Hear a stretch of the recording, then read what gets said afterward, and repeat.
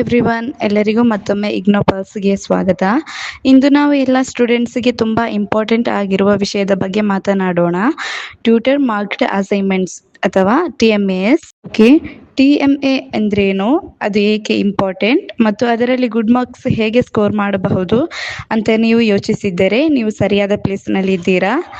ಇಂದು ನಾವು TMAS ಅನ್ನು better ಆಗಿ ಅಂಡರ್ಸ್ಟ್ಯಾಂಡ್ ಮಾಡಿಕೊಳ್ಳಲು ಮತ್ತು ನಿಮ್ಮ ಸ್ಕೋರ್ಸ್ ಇಂಪ್ರೂವ್ ಮಾಡಲು ಕೆಲವು ಯೂಸ್ಫುಲ್ ಟಿಪ್ಸ್ ಶೇರ್ ಮಾಡ್ತೀವಿ. ಓಕೆ, ಸ್ಟಾರ್ಟ್ ಮಾಡೋಣ. ಮೊದಲು TMA ಎಂದರೆ ಏನು? TMA ಅಂದರೆ ನಿಮ್ಮ ಟ್ಯೂಟರ್ ಎವ್ಯಾಲ್ಯುಯೇಟ್ ಮಾಡುವ ಒಂದು ರಿಟರ್ನ್ ಅಸೈನ್ಮೆಂಟ್. ಇದು ನಿಮ್ಮ ಅಕಾಡೆಮಿಕ್ ಜರ್ನಿಯಲ್ಲಿ ತುಂಬ ಇಂಪಾರ್ಟೆಂಟ್ ಪಾರ್ಟ್, ವಿಶೇಷವಾಗಿ ಡಿಸ್ಟೆನ್ಸ್ ಲರ್ನಿಂಗ್ ಪ್ರೋಗ್ರಾಮ್ಸ್ನಲ್ಲಿ.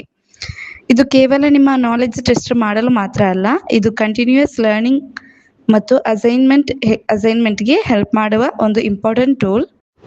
ಸಾಮಾನ್ಯವಾಗಿ ಒಂದು TMAನಲ್ಲಿ ಕೆಲವು ಮೇನ್ ಕಂಪೋನೆಂಟ್ಸ್ ಇರುತ್ತವೆ. ಅವುಗಳೇನೆಂದರೆ ನಿಮಗೆ ಆನ್ಸರ್ ಮಾಡಬೇಕಾದ ಕ್ವಶನ್ಸ್, ನಿಮ್ಮ ವೆಲ್ ರಿಸರ್ಚ್ಡ್ ಆನ್ಸರ್ಸ್ ಮತ್ತು ನೀವು ಯೂಸ್ ಮಾಡಿದ ರಿಫರೆನ್ಸಸ್ ಲಿಸ್ಟ್.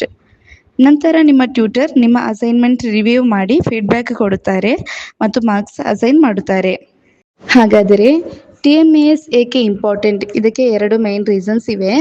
ಮೊದಲನೆಯದು, ಇದು ಕಂಟಿನ್ಯೂಯಸ್ ಅಸೆಸ್ಮೆಂಟ್ ಭಾಗ. ಅಂದರೆ ನಿಮ್ಮ ಲರ್ನಿಂಗ್ ಅನ್ನು ಕೇವಲ ಫೈನಲ್ ಎಕ್ಸಾಮ್ ಮೂಲಕ ಮಾತ್ರ ಅಲ್ಲ, ಕೋರ್ಸ್ ಸಮಯದಲ್ಲಿ ನಿಮ್ಮ ಪ್ರೋಗ್ರೆಸ್ ಮೂಲಕ ಕೂಡ ಇವ್ಯಾಲ್ಯುಯೇಟ್ ಮಾಡಲಾಗುತ್ತದೆ. ಎರಡನೆಯದು, ಇದು ತುಂಬ ಇಂಪಾರ್ಟೆಂಟ್, ನಿಮ್ಮ TMA ಮಾರ್ಕ್ಸ್ ನಿಮ್ಮ ಫೈನಲ್ ಗ್ರೇಡ್ಗೆ ಡೈರೆಕ್ಟಾಗಿ ಆ್ಯಡ್ ಆಗುತ್ತದೆ. ಆದ್ದರಿಂದ ಇದನ್ನು ಇಗ್ನೋರ್ ಮಾಡಿದರೆ ನಿಮ್ಮ ಓವರಾಲ್ ಪರ್ಫಾರ್ಮೆನ್ಸ್ ಮೇಲೆ ಎಫೆಕ್ಟ್ ಆಗಬಹುದು. ಹಾಗಾಗಿ ಪ್ರತಿಯೊಂದು ಮಾರ್ಕ್ ಕೂಡ ಇಂಪಾರ್ಟೆಂಟ್. ಗುಡ್ ಸ್ಕೋರ್ಸ್ ಪಡೆಯಲು ಕೆಲವು ಟಿಪ್ಸ್. 1. ಪ್ಲ್ಯಾನ್. ಅಸೈನ್ಮೆಂಟ್ ಬರೆಯುವ ಮೊದಲು ಕ್ವಶನ್ಸ್ ಪ್ರಾಪರ್ಲಿ ಅಂಡರ್ಸ್ಟ್ಯಾಂಡ್ ಮಾಡಿ. 2. Proof read carefully and site your sources. Proof reading skip ಮಾಡಬೇಡಿ. ಟೈಪೋಸ್ ಮತ್ತು ಗ್ರಾಮರ್ ಮಿಸ್ಟೇಕ್ಸ್ ನಿಮ್ಮ ಮಾರ್ಕ್ಸ್ ರೆಡ್ಯೂಸ್ ಮಾಡಬಹುದು. 3. Right clearly and follow the word limit. ನಿಮ್ಮ ಆನ್ಸರ್ಸ್ ಕ್ಲಿಯರ್ ಮತ್ತು ಈಸಿ ಟು ರೀಡ್ ಆಗಿರಬೇಕು. ವರ್ಡ್ ಲಿಮಿಟ್ ತುಂಬ ಹೆಚ್ಚು ಅಥವಾ ಕಡಿಮೆ ಇದ್ದರೆ ಅದು ಪುವರ್ ಪ್ಲ್ಯಾನಿಂಗ್ ಅನ್ನಿಸುತ್ತದೆ.